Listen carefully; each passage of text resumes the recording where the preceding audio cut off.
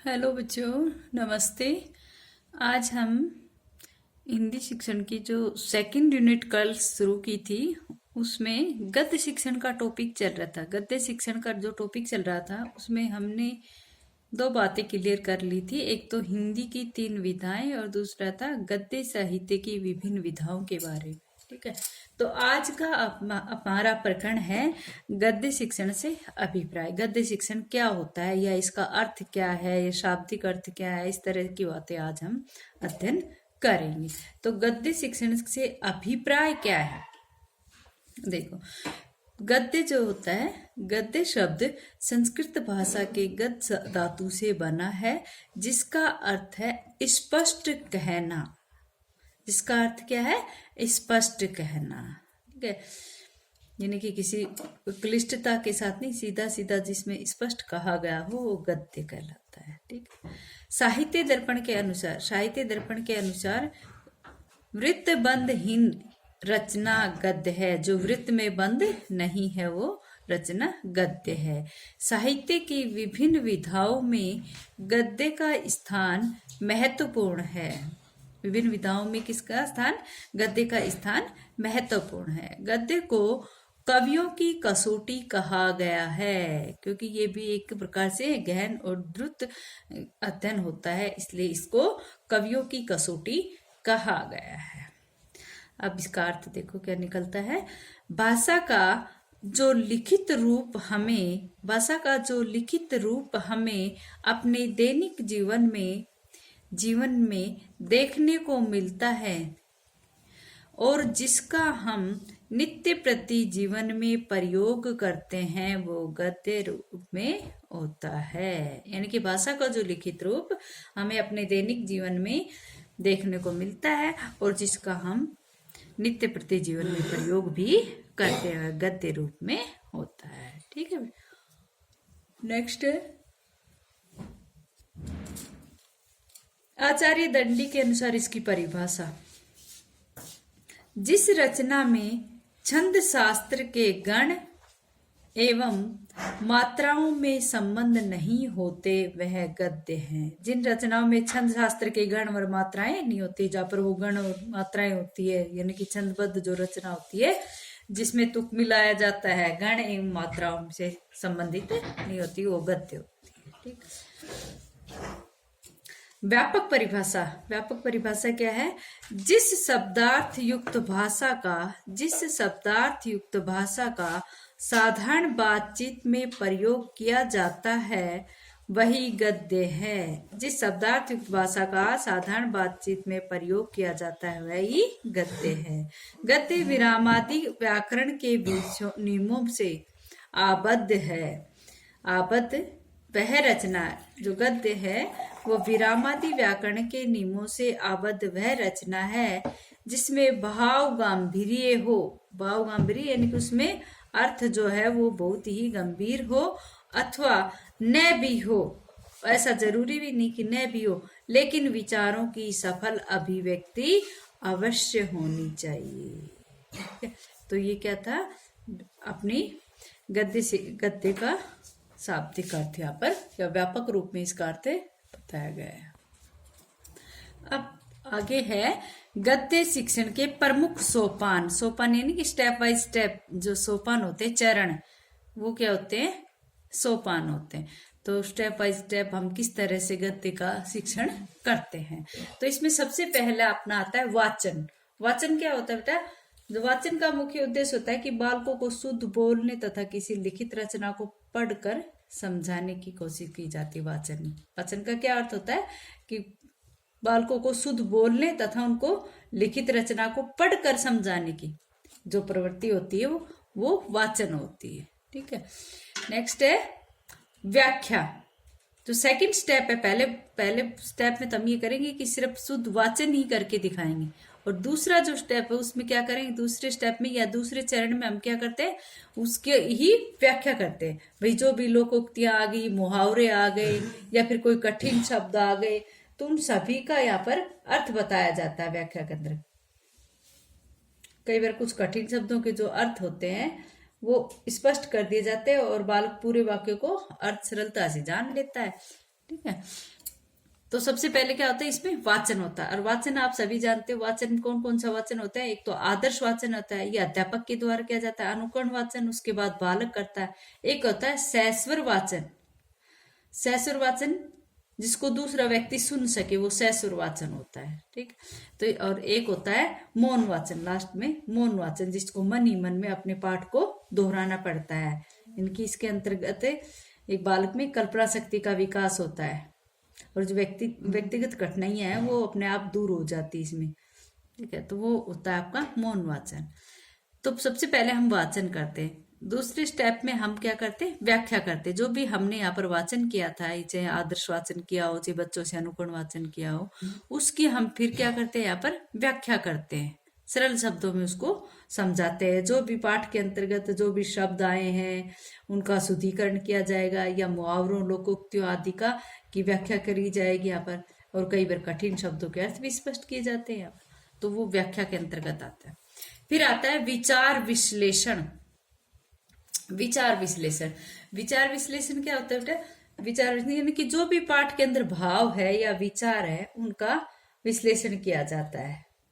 जो भी कठिन शब्द होते हैं उनका अर्थ बताने के बाद यहाँ पर वाक्यांश के जो भाव या विचार होते हैं उनको बालकों को पूर्ण रूपेण समझाया जाता है विचार विश्लेषण को, ठीक है। उन्हीं भावों को और उन्हीं विचारों को स्पष्ट किया जाता है, ठीक है। अब आता है गद्य शिक्षण के सामान्य उद्देश्य। सामान्य उद्देश्य, एक तो विशिष्ट उद्देश्य होते हैं, एक होते हैं सामान्य उद्देश्य। तो भाई गद्य शिक्षण के अंतर्गत एक बालक के अंतर्गत कौन कौन से उद्देश्यों की पूर्ति होती है। तो सबसे पहला इसमें छात्रों के शब्द भंडार में वृद्धि करना। गद्य शिक्षण का ये एक सामान्य उद्देश्य है कि इसके अंतर्गत बालक के शब्द भंडार में वृद्धि होती है, वो यानी कि वो बालक के शब्द भंडार की वृद्धि करने वाला ही होना चाहिए। नेक्स्ट है उनकी स्मरण व सृजन शक्ति का विकास करना। बालकों की स्मरण और सृजन शक्ति का विकास करना गद्य शिक्षण का ये एक दूसरा सामान्य उद्देश्य है। नेक्स्ट है मौलिक कल्पना, यानी कि छात्रों की मौलिक कल्पना व लेखन शक्ति का विकास करना। ये भी गद्य शिक्षण का सामान्य उद्देश्य है कि बालक के अंतर्गत मौलिक कल्पना करे और वो लेखन शक्ति का भी विकास हो पाए। मौलिक कल्पना यानी कि उस पाठ का जो मूल है उसके बारे में मौलिक कल्पना, ठीक है। नेक्स्ट है छात्रों के शब्दों उच्चारण को शुद्ध करना। छात्रों का जो शब्द उच्चारण है उसको शुद्ध करना, ये गद्य शिक्षण का एक सामान्य उद्देश्य है। नेक्स्ट है छात्रों के व्यक्तित्व का सर्वांगीण विकास करना। गद्य शिक्षण का ये भी एक सामान्य उद्देश्य है कि वहां पर जितने भी छात्र इसको पढ़े वो उसका व्यक्तित्व का सर्वांगीण विकास करने वाला हो। नेक्स्ट है छात्रों को व्याकरण के नियमों का ज्ञान देना।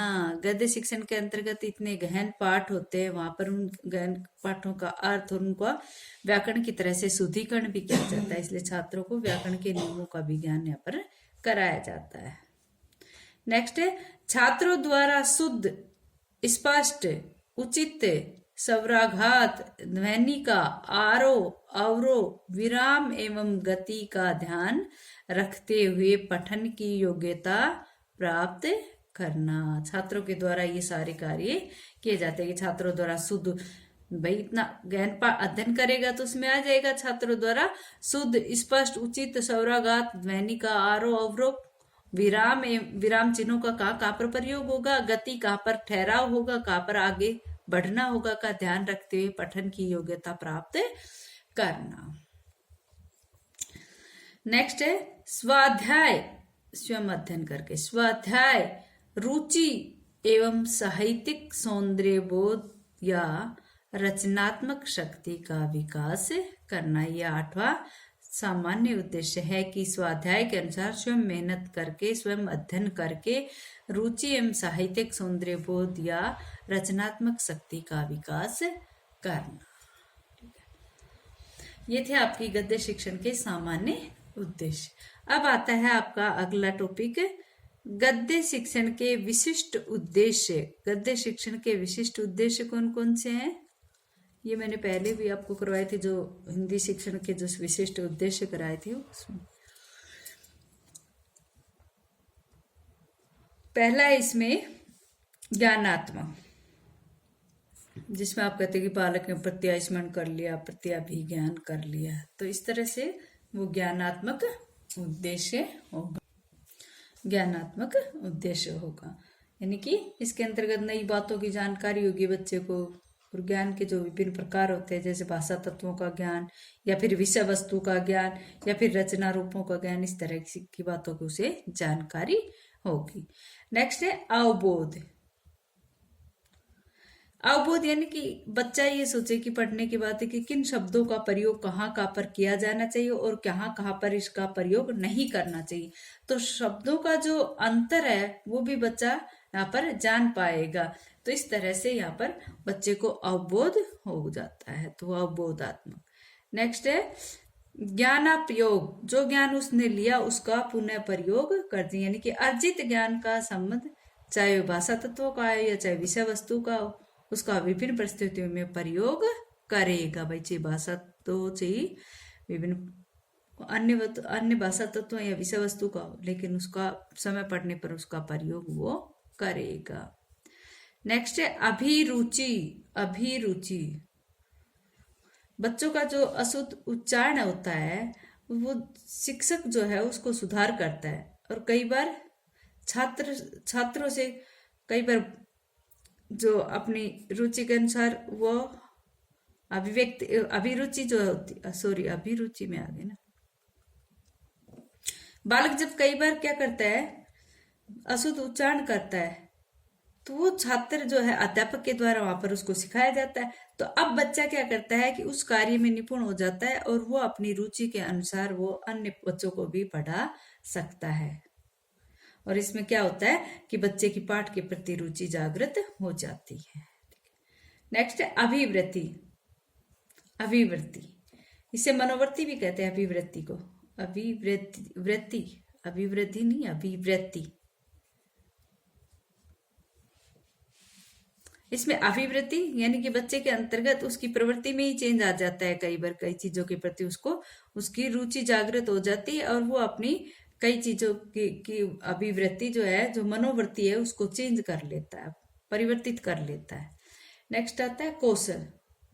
जब कोई बालक किसी चीज को सीख लेता है और फिर उसको वो अच्छे से समझ सकता है या उस क्षेत्र में वो कोई कार्य कर सकता है, तो वहां पर उसके अंतर्गत कुछ क्षमताएं विकसित हो जाती है, जिसको कौशलात्मक कहते हैं। ठीक है, तो इस प्रकार से आज इतना ही बच्चों।